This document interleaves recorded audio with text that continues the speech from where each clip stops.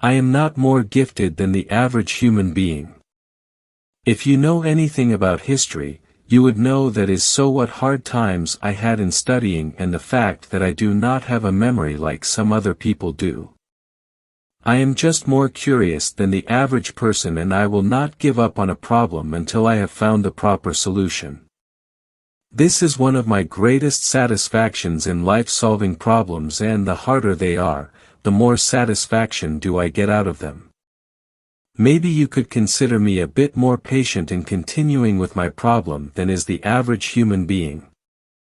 Now, if you understand what I have just told you, you see that it is not a matter of being more gifted but a matter of being more curious and maybe more patient until you solve a problem.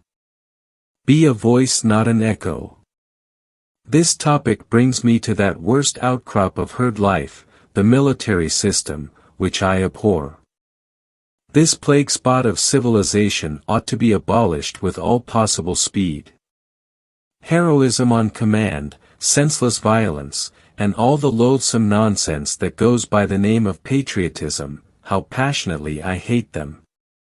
The fear of death is the most unjustified of all fears, for there's no risk of accident for someone who's dead. Paper is to write things down that we need to remember. Our brains are used to think. The devil has put a penalty on all things we enjoy in life. Either we suffer in health or we suffer in soul or we get fat. The religious geniuses of all ages have been distinguished by this kind of religious feeling, which knows no dogma and no God conceived in man's image, so that there can be no church whose central teachings are based on it.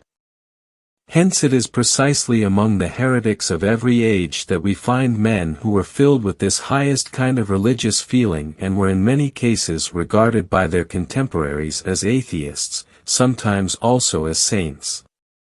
Looked at in this light, men like Democritus, Francis of Assisi, and Spinoza are closely akin to one another. Bear in mind that the wonderful things you learn in your schools are the work of many generations. All this is put in your hands as your inheritance in order that you may receive it, honor it, add to it, and one day faithfully hand it on to your children. To sense that behind anything that can be experienced there is a something that our mind cannot grasp and whose beauty and sublimity reaches us only indirectly and as a feeble reflection, this is religiousness. In this sense I am religious. No problem can be solved from the same level of consciousness that created it. Once a day allow yourself the freedom to dream. Any society which does not insist upon respect for all life must necessarily decay. The really valuable thing in the pageant of human life seems to me not the political state, but the creative, sentient individual, the personality. It alone creates the noble and the sublime, while the herd as such remains dull in thought and dull in feeling. Organized people are just too lazy to go looking for what they want. The man who regards his own life and that of his fellow creatures as meaningless is not merely unfortunate but almost disqualified for life. Knowledge exists in two forms, lifeless, stored in books, and alive, in the consciousness of men. The second form of existence is after all the essential one. The first, indispensable as it may be, occupies only an inferior position. Combinatory play seems to be the essential feature in productive thought. If one tries to navigate unknown waters one runs the risk of shipwreck. The true sign of intelligence is not knowledge but imagination.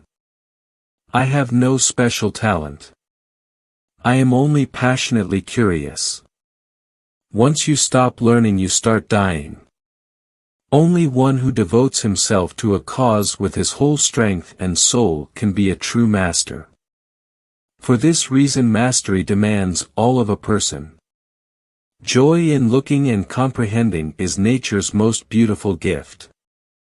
The gift of fantasy has meant more to me than my talent for absorbing positive knowledge. The future is not a gift, it is an achievement. It's not that I'm so smart, it's just that I stay with problems longer. I fully agree with you about the significance and educational value of methodology as well as history and philosophy of science.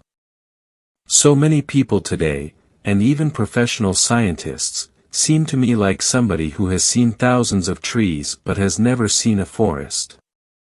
A knowledge of the historic and philosophical background gives that kind of independence from prejudices of his generation from which most scientists are suffering.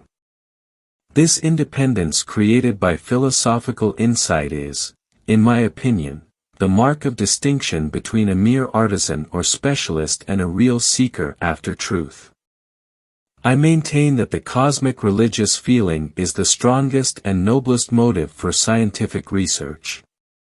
One picture is worth 1,000 words. If tomorrow were never to come, it would not be worth living today. People love chopping wood. In this activity one immediately sees results. My sense of God is my sense of wonder about the universe.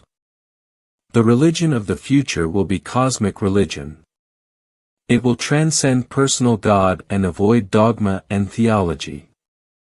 Necessity is the mother of all invention. When we first got married, we made a pact. It was this: in our life together, it was decided I would make all of the big decisions and my wife would make all of the little decisions. For 50 years, we have held true to that agreement. I believe that is the reason for the success in our marriage. However, the strange thing is that in 50 years, there hasn't been one big decision. The pursuit of knowledge for its own sake, an almost fanatical love of justice and a desire for personal independence, these are the features of the Jewish tradition which make me thank my stars that I belong to it. That which is impenetrable to us really exists. Behind the secrets of nature remains something subtle, intangible, and inexplicable. Veneration for this force beyond anything that we can comprehend is my religion. A calm and modest life brings more happiness than the pursuit of success combined with constant restlessness. It is humankind's duty to respect all life. Not only animals have feelings but even also trees and plants. Everyone should be respected as an individual, but no one idolized. A photograph never grows old. You and I change, people change all through the months and years, but a photograph always remains the same. How nice to look at a photograph of mother or father taken many years ago. You see them as you remember them. But as people live on, they change completely. That is why I think a photograph can be kind. Rejoice with your family in the beautiful land of life. How can cosmic religious feeling be communicated from one person to another, if it can give rise to no definite notion of a God and no theology? In my view, it is the most important function of art and science to awaken this feeling and keep it alive in those who are receptive to it. That deep emotional conviction of the presence of a superior reasoning power, which is revealed in the incomprehensible universe, forms my idea of God. Never give up on what you really want to do. The person with big dreams is more powerful than one with all the facts. Human beings, vegetables, or cosmic dust, we all dance to a mysterious tune, intoned in the distance by an invisible piper. I am thankful for all of those who said no to me. It's because of them I'm doing it myself. If someone can enjoy marching to music in rank and file, I can feel only contempt for him. He has received his large brain by mistake, a spinal cord would have been enough. Children don't heed the life experiences of their parents, and nations ignore history. Bad lessons always have to be learned anew. Men want success and sex. Women want everything.